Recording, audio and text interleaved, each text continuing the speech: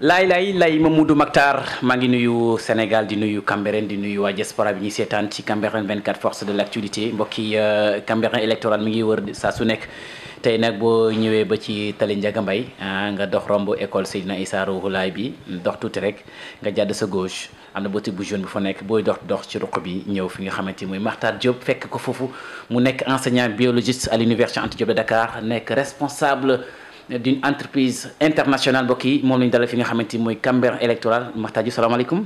waaleykum salaam Elmat di la sant bu baax. di la gërëm ci invitation bi di la wax Laye Makhtar.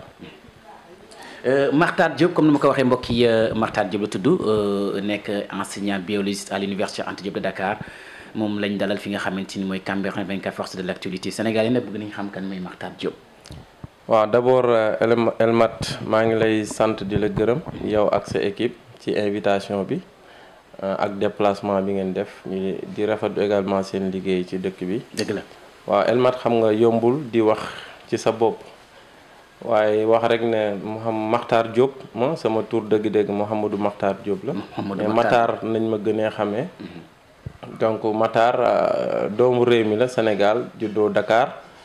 yàlla def mu màggee Cambérène dëkku Seydina Issa bu sell bi depuis 91 la ñu ñëw Cambérène boobu ba léegi vraiment ñu ngi fi jëfee fi suñu humanité lu ci bëree bëri jaar ci école Seydina Madione Laye defee fa primaire dem Ibrahima Diaw unité 8 defee fa collège dem lycée des Parcelles Assainies LPA defee fa sunu lycée yàlla def ñu dem université am fa suñuy diplôme ba yàlla dogal tey jii ñu nekk fa bokk ci enseignants vacataires yi depuis des années.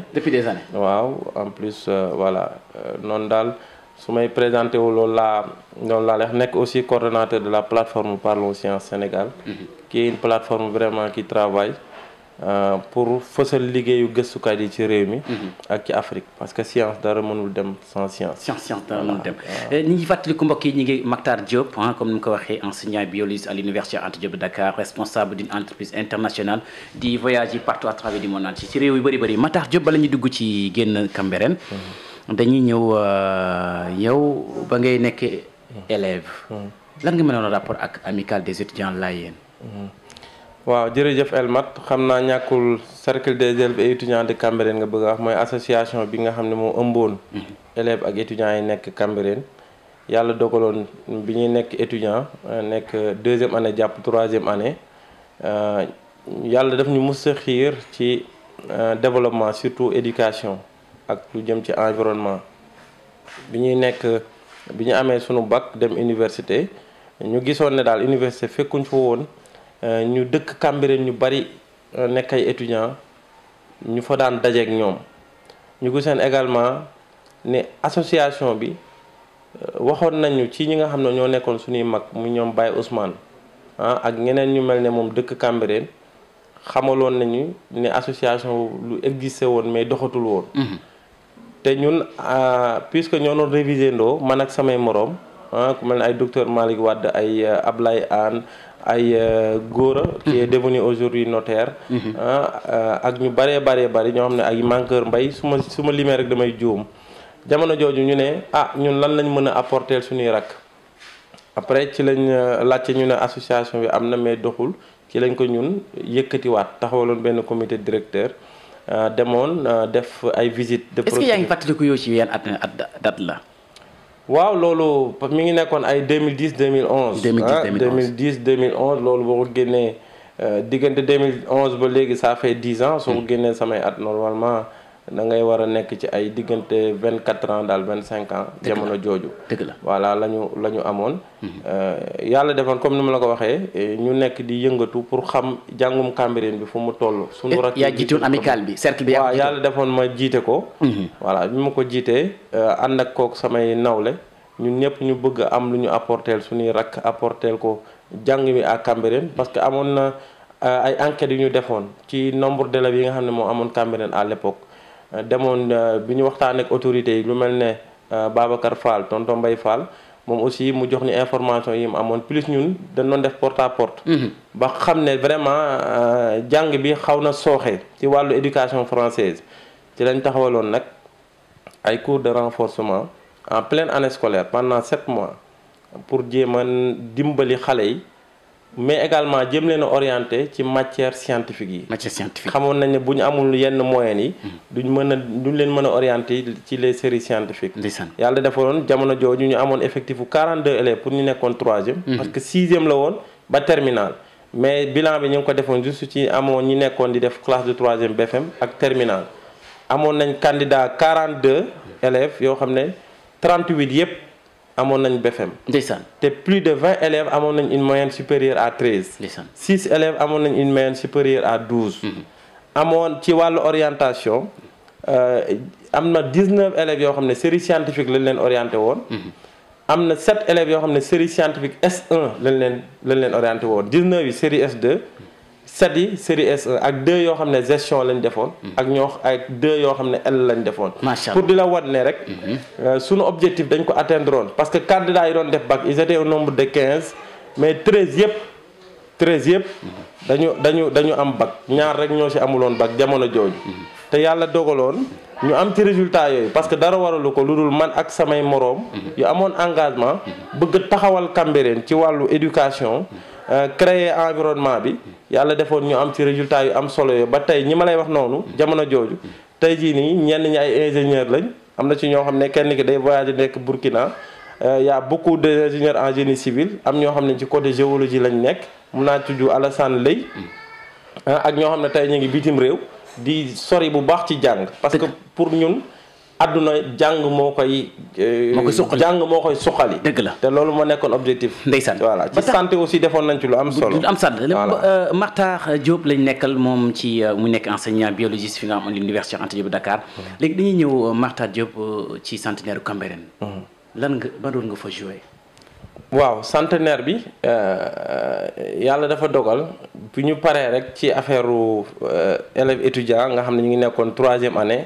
après ñu def sunu master en parasitologie biologie bi ñu jamono jooju fekkoon université aussi am na ñu fa doon jiite sunu ñi nga xam ne ay promotionnaire lañ xam nañ sunu taxawaay ci biti yàlla dogal bi centenaire bi jotee man ma yëg ci ay information ne am na comité de centenaire bu ñu taxawaat te comme nekkatuñu woon ay étudiants ñi ngi doon commencé di jamono jooju su ma juumul maa ngi woon Institut Pasteur en tant que étudiant chercheur ñu yëgal ma loolu biñ ma ko yëgalee ma dem bokk ci réunion yi biñ bokkee ci réunion yi yàlla dogal ñu fal ku ñuy wax Mamour Ndiaye ma koy sant di ko gërëm ci taxawaayam Dun Paate Meng tey dinañ ci ñëwaat ci kanam nekkoon coordonnateur adjoint ak ndem si yàlla Libaas Anne yàlla na ko yàlla yërëm xaare ko àjjana ak ñeneen lu mel ne ay doyen Libaas Diop ay Seyna Ña ak Madione Kane tonton Madione Kane ak ay Ablaye Anne ñeneen su ma limee rek damay jum ay ñoom grand Ibou Seck ñëpp ñu dajaloo fa ak ñeneen ñoo xam ne limuma leen ñu nekkoon ci biir centenaire bi li ñu njëkk a def mooy dëkku Seyna Issa bu sell bi ñëpp xam nañ ni ci propreté ak ci paysage bu rafet ak ci solidarité ak ci diine bu sax ci lañ ràññee dëkk bi ñu gisoon na nag dëkk bi mi ngi dellu ginnaaw ci wàllu gisin en matière de développement ñu ne li ñu njëkk a def nañ def benn activité de set setal bu yaatu invité presse sénégalaise bi yépp invité ñi ñu war a invité ci dëkk bi ñu wan leen ne fi ñu njëkk a commencé pour célébrer 100 ans yi Cambérène yi set setal lay commencé ba Moussa Sy sax ñëwoon na bu ñu defee set setal bi ba pare yàlla def ñu ne santé mënoo sori te doo ko def ñu organiser avec la mission sanitaire internationale benn événement bu mag ci li jëm ci wàllu santé yàlla dogaloon jamono jooju ci commission yi man maa nekkoon président de la commission santé. yooyu nekk président commission de la santé. waaw ñu université 43e promotion. étudiants yi nga xam ne ñoo nekkoon 43e promotion nekk école vétérinaire des sciences et médecine vétérinaire ñu indi ñaari bus Cambérène sol ko ay étudiants yoo xam ne presque pare nañ soxla milieu pour pratiquer ñu indi leen Cambérène ñu ñëw lu ñaari bus dugg ci kër yi ba ci bilan bi def lu mat 397 bet consulté woon nañ ko également mettre nañ en relation vétérinaires yooyu ak les éleveurs de Cambérène ak ci wàllu santé loolu juste rek après bi ñu paree defaat nañ beneen activité santé bu mag jëmale ko ci cancer bokk kook waa Ligue sénégalaise contre le cancer ak également ñi nga xam ne ñoom ñooy le professeur Diop mi nga xam ne moo nekk chef service cancérologie bu Fann ak centre de santé bi docteur Diop ak comité de santé bi ak notable Cambérène yi ak kilifa yi ñu organiser activité de santé bu mag boo xam ne defoon nañ ci plus de 2,5 millions à l'époque léegi toujours ci activités yi. est-ce que yaa ngi rappelé ko ban date la li ngay wax nii. li ma lay wax nii 2014 la. 2014 ah 2014 la yëpp bilan bi yëpp mi ngi ci portable bi. mais su ma ko génne woon fii xëy na temps bi duñu ko may. mais lu ma la wax rek. mën naa la génneel date bi ak xaalis bañ ca defoon. parce que sànq bi ngay ñëw. évaluer naa lépp lu ñu defoon ci centenaire bi. ba boo xoolee lépp mi ngi nekkoon 24 millions 700 mille. 24 millions 700 mille. parce que ci réalisation bi ñu paree ci activité santé bi. dañu bind un projet soumettre ko DP World. d'accord DP World à travers Mamour Ndiaye. ñoom dans le cadre de leur politique responsabilité sociétale de l'entreprise. ñu jox ñu benn somme de 7 millions 500 7 millions 600. ñun aussi ak suñu lijjante à l'époque ñu dolli ci 5 millions mu nekk 12 millions 600. macha allah ñu réfectionné ko école Seyna Issa Laye A ak Seyna Issa Laye B. defaroon école bi mu rafet tout ce qui est toiture defaraat électricité bi li nga xam ne moo ci yembul woon cadre bi environnement bi parce que maa yoroon environnement wu école bi budget bi ñu ma joxoon 2 millions 400 la. defaroon nañ école bi ba mu mel nu mu war a mel. ba IA bu Parcelles Assainies. bu daan def levée des couleurs. day ñëw Cambérène defee ko fi loolu madame Guèye directrice mën na ma témoigner ci loolu. ku fi duggoon da ngay am mbégte parce que ñun dañ jàpp ne éducation lépp fa la war a jaar te Cambérène bokk na ci dëkk yi nga xam ne Sénégal ñoo njëkk a am école ci gis-gisu Seydina Issa Rouhou Laye. jërëjëf kooku mooy Makhtar Diop mbokk yi mooy dal di développé noonu ci centenaire Cambérène bi seen réalisation. léegi nag nga ñëw ci li mel ni collectif des personnes ressources de Cambérène. ñoom ñoo ba tey ñoo nekk ci santé wala dafa amaat beneen dynamique. waaw bi ñu paree ay 2018. ci laa également jotaat information comme quoi ku mel ne Doudou Mbaté Meng ak ñoom Baye Ousmane ak ay Momar Talla ak ñoom Mamour Ndiaye taxawal nañ benn collectif bu ñuy wax collectif des personnes ressources de Cambérène. informé nag ñi ñu war a informer man ba ma ko yëgee parce que man maa nekk nit koo xam ne. wàllu développement du ma ci xaar du ma ci tàggoo parce que doomu aadama man dama jàpp ne citoyen bu dëkk fenn warul am condition pour mu contribuer ci développement wu dëkkam. dëgg la man ci philosophie boobu laay doxee fu ma développement fekk. c'est-à-dire si yoon laa nekk rek. liggéey pour jariñ mbindeef yi. dëgg la c'est ma philosophie de vie fu ma fekk loo xam ne day jëmmal loo xam ne day jariñ doomu aadama yi muy université muy feneen. dama ciy dugg. du ma def ay calcul di xoor. bañ ma waxee loolu rek ci laa dem fekk fa nit ñoo xam ne xam naa leen parce que centenaire bi ñaari at la duré woon 2014 ba 2015. parce que li ma waxul sànq document bi 90 pages la war naa la ko. plan de développement Cambérène horizon 2025. visant le développement harmonieux préservant les valeurs religieuses. propres à la communauté layène. très bien lii réflexion la bu ñu jëloon ay weer ñu ànd kook ay experts def ci ay journée de réflexion yu bëree bëri. ndax document bi am ngeen seen satisfaction parce que ñu ngi ci 2021. jeex na pour 2025 la woon. laa la wax lii ci li bokk ñu bëgg a jël mairie bi. waaw liggéey Cambérène après. waaw dinaa la wax. lii dina ci ñëw. mais pour wax ne document bi ñu ngi ko estimé woon à 12 milliards. 12 milliards francs CFA. lépp luy dañ taxawaloon 7 commissions de réflexion. assainissement environnement. éducation religieuse éducation de manière globale infrastructure autonomisation de des femmes et entrepreneuriat insertion des jeunes sport loisirs et jeunesse maanaam taxawal ay commission pour réfléchir Cambérène lan moo tax yan problème yi fi am nañ ko jàngat ànd kook acteurs yi. wala léegi dañuy laajte. Makhtar Diop lan moo tax plan de développement bi aboutirul. très bien léegi loolu léegi. waaw xam nga bi ñu paree bi ñu taxawalee lii. nit loo mën di bind. soo ko réaliser wul day mel ne bindoo. waaw surtout. waaye nag dafa am ay contraintes yu ci am. ñun ba ñu paree dañu joxoon mission nañu pour ñu célébrer centenaire u Cambérène ñu def ay activités de développement yu bari. waaw organiser ay journées d'exposition pour les femmes de Cambérène. def fi lu ne ci wàllu santé wàllu éducation bi ñu waaj a jeexal mandat mu ñu ne foog ñu bàyyil Cambérène benn support boo xam ne tey ku bëgg a xam problème mu Cambérène ak bëgg am ay solution support bi mi ngi noonu parce que pour wax ñu defar travail bi ànd ko ay expert mi ngi nii évaluer ko léegi ñun ba ñu paree amoon na comité de suivi boo xam ne taxawaloon nañ ko mais xam nga àdduna loo gis engagement la luy dox rek ay nit yu am engagement ñoo koy doxal. Cambérène horizon 2025. li ma lay wax ni mi ngi nekk 2014. tey ñu ngi lan 2000. ñu ngi ci 2021 oui ñeenti at si mag. mais dama la bëgg a wax ne ñun ba ñu paree ci centenaire bi. looloo waral gars yi taxawal collectif des personnes ressources pour li nga xam ne ñun.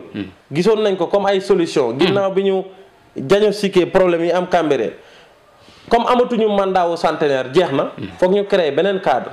collectif des personnes ressources bi looloo taxoon mu taxawal bañ ci duggee nag am na ay activités yu am solo yoo xam ne ci wàllu santé defaat nañ fi ñaari journée yoo xam ne ci ñaari at yu bokkul 2018 2019 def ci ay lu mat plus de 2 millions 500 ci activité bu ne d'accord pour jariñ ci wàllu santé te solution yi bokkoon na ci document bi mais lu ñu évaluer 12 milliards du ay mouvement yu mel noonu moo koy mettre en œuvre mais ñun moo tax nag ñu bëgg a téye l'instrument de développement dañuy laajte man ndax 12 milliards yi ñan ngeen vision ban partenaire ngeen vision mu yaakaar ne mooy financé 12 milliards ay cotisation la woon waaw mais xam nga dañ ko planifier 12 milliards yi du ñu lay jox ci benn at nga kii ko mais dañ ko c'est-à-dire ak li ñu définir comme solution pour Cambérène projet yi mu laaj coût yi lañ estimé woon loolu planifier ko fii ak 2025 ci ay bànqaas yu bokkul ay secteurs yu bokkul mais en terme de financement dafa am loo xam ne état moom lañ koy laaj am loo xam ne ay partenaires extérieurs au développement ñoom nga koy laaj am yoo xam ne doomu dëkk bi ñoom nga koy laaj am loo xam ne mairie moom nga koy laaj am loo xam ne également bailleur bonne volonté yi moom nga koy laaj. loolu leer na projet bu ne ak li mu laaj. loolu leer na voilà man ndax document bi dañ ko renouveler parce que 2025 kenn waxte 4 ans moo des. Elmat problème yi gi nga liggéey bi ñu liggéey fii. document bi bu ñu koy mettre à jour du laaj liggéey lu ëpp sax une semaine. Ah bon? Parce que le travail a été tellement scientifique et pointu que loolu gis tey mu nekk problème Cambérène rek soo xoolee ci document bi di nga gis ne.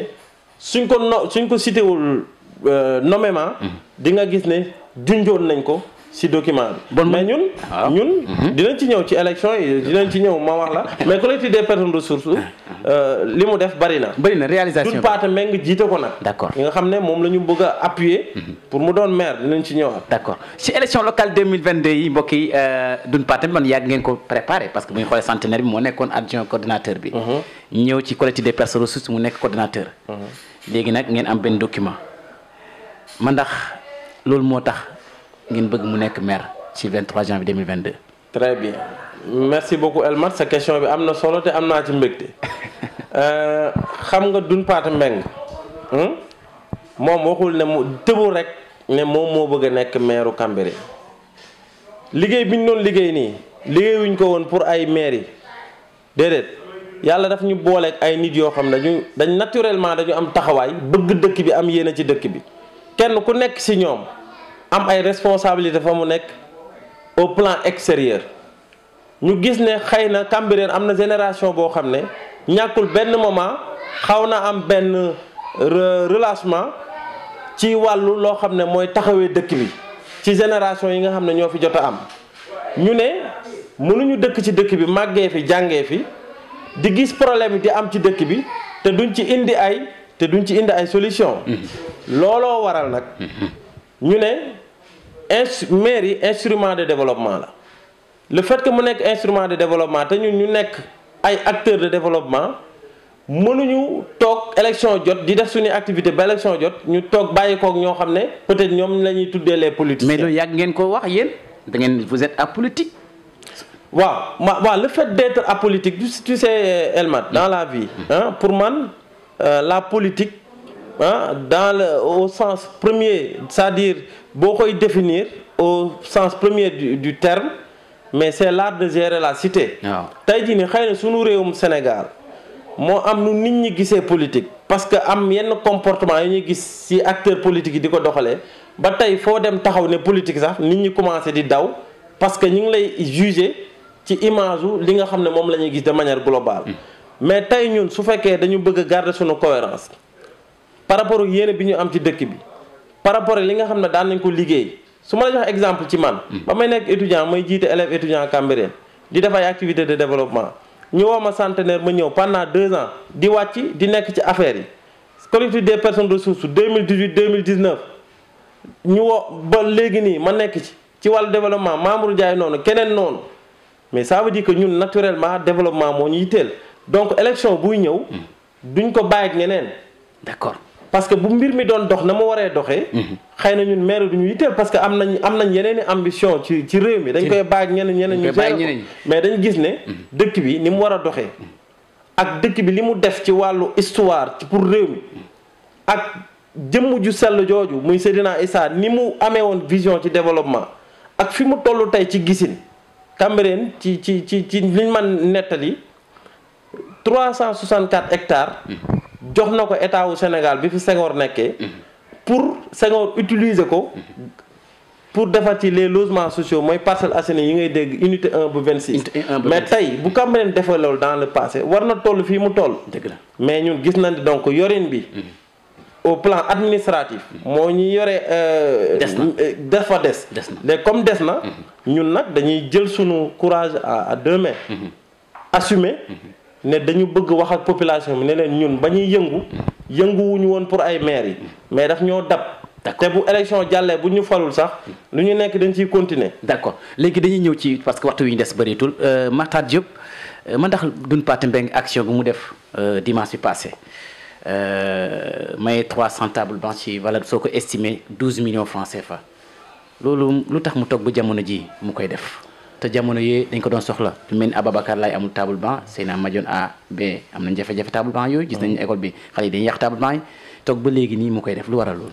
voilà d'abord dama lay wax Doune Pathé Mbeng tey jii nii ñi mu àndal ñi nekk ci ginnaawam kenn ku ne ci ñoom mënoon a nekk candidat à la mairie te il sera un candidat crédible devant les yeux des populations.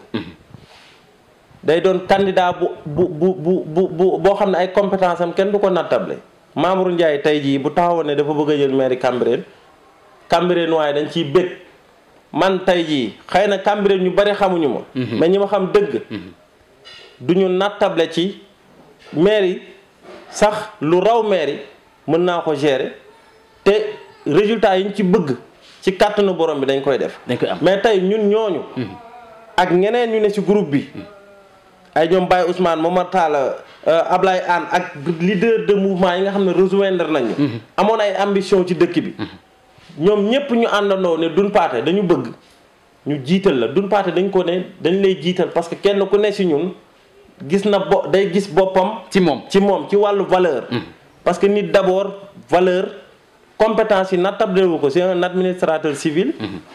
c'est un directeur du partenariat. Et des ONG au niveau d'un ministère de la République. Donc ça veut dire que c'est quelqu'un qui a un relationnel. Et c'est un homme transparent. C'est un homme compétent. man du ma ànd ak nit kuy caaxaan su ma gisoon muy utiliser. ci ni ma ko xamee 2014 ba léegi. lenn loo xam ne rek yëfi caaxaan la. man du ma nangu kenn di ma utiliser. voilà léegi pour ma may ma ñëw ilma dafa am solo. waaw donc pour wax la ne la. Doune Pathé Mbeng li mu yàgg naa def ci dëkk bi balaa ay élection di ñëw. sauf que tey yàlla dafa dogal fekk na nekk na candidat te ñun dañ bëgg a wan ne ñun priorité. éducation.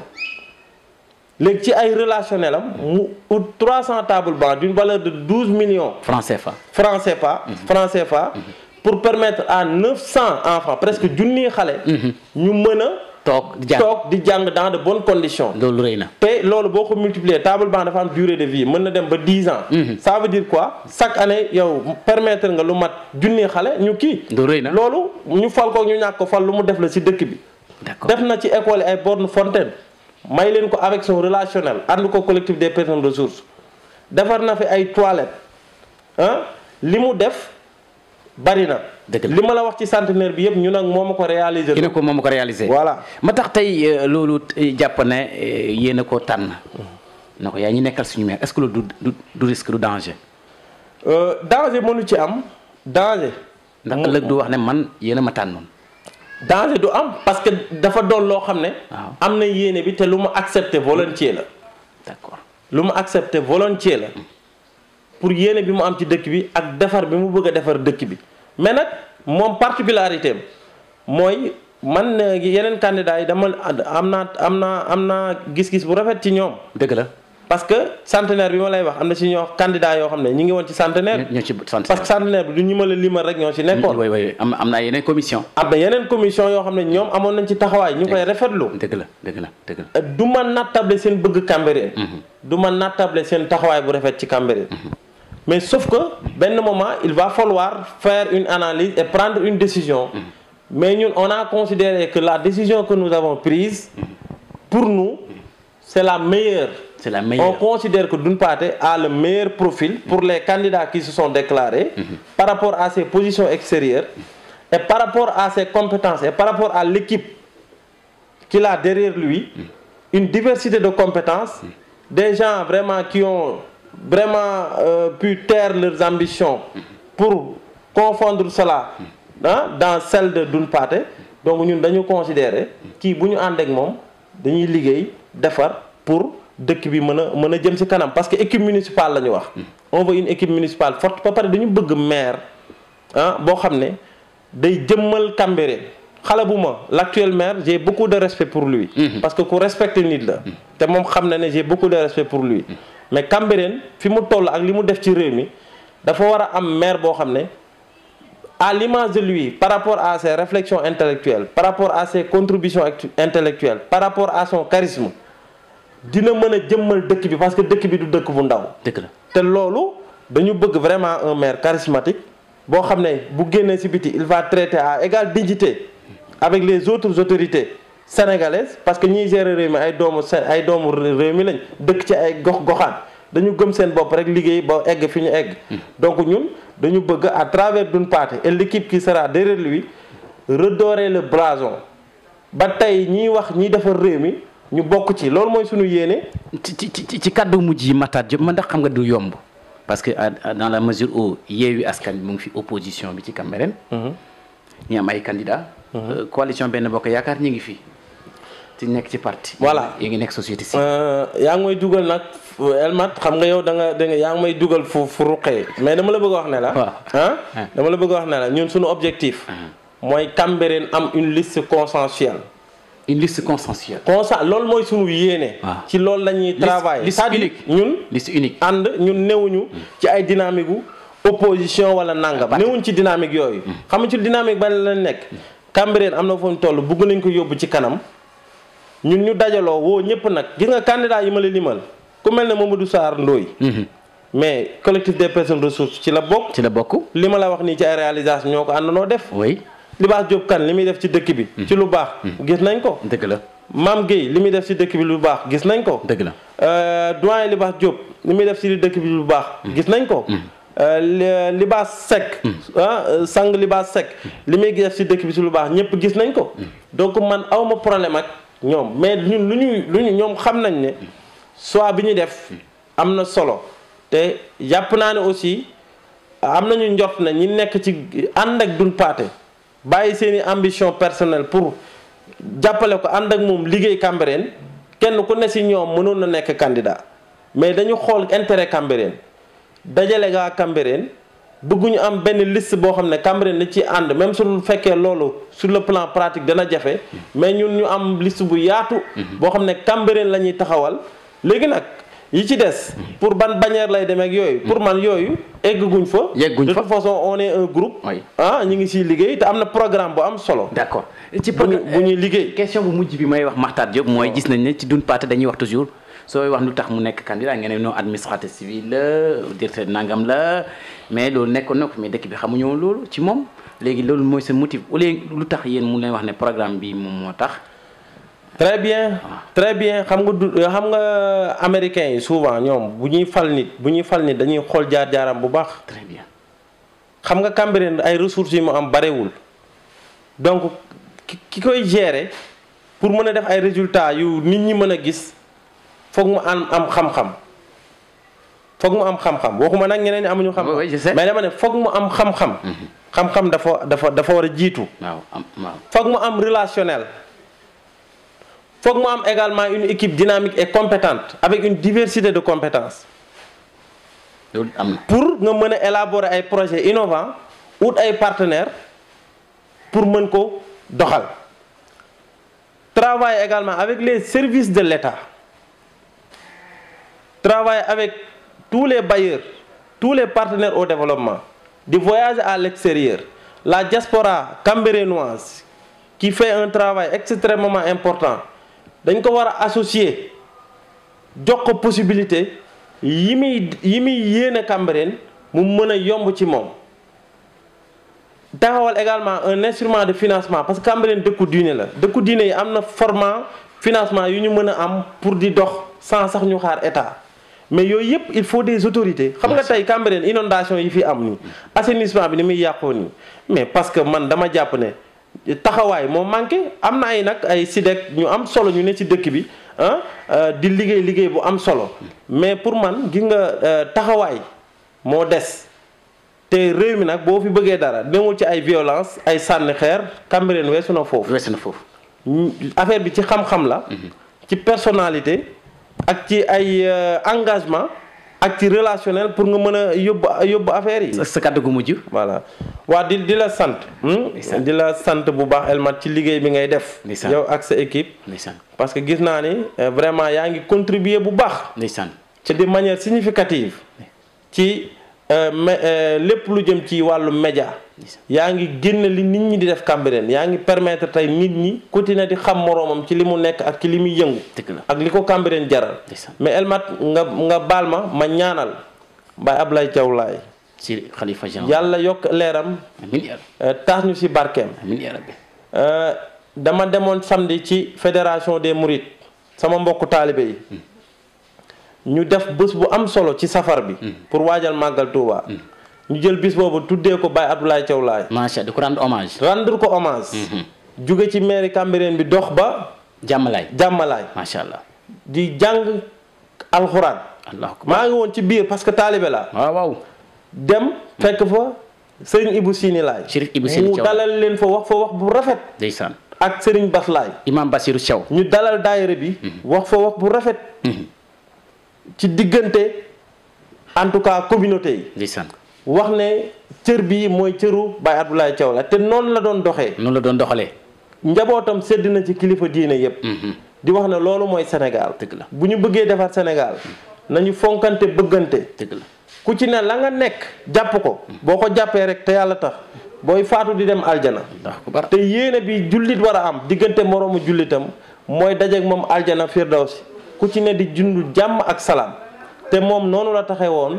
di ñaanal xalif général bu bees bi Serigne Doudou Mouhamadou Makhtar Laye yan bi oyof lépp lu mu namm liggéey mu matale ko may ko gudd fan di ñaanal Serigne Mountakha ak kilifa diine yépp Serigne Mountakha Mbacké kontaan bu baax ci li muy def ci màggal gi ñu jëm ci màggal gi ñu jëm maa ngi leen di invité sama gars yëpp maa ngi leen invité kër ga Touba ñu ñëw dal fa bu ci màggal Touba pour wax la rek ne la ñun ñëpp benn lañ ñu góorgóorlu di la sant bu baax di sant sama famille parce que du ma passé temps bu bari ak ñoom heure ma wàccee génnaan naa di sant samay waajur ci yar bi ñu yar ak li nga xam ne jox nañ ñu ko comme ay valeur di remercier sama étudiants yépp di leen ñaanal jàmm ak salaam yàlla defal ñu tawféex ku ci ne fa nga ne nga mën a avancer mais ñu ngi lay sant di wax ñaan dëkk bi nañ ko jàppale bu baax parce que li muy liggéey am na solo ci dëkk bi donc vraiment loolu mooy développement en matière de développement c'est avec l'esprit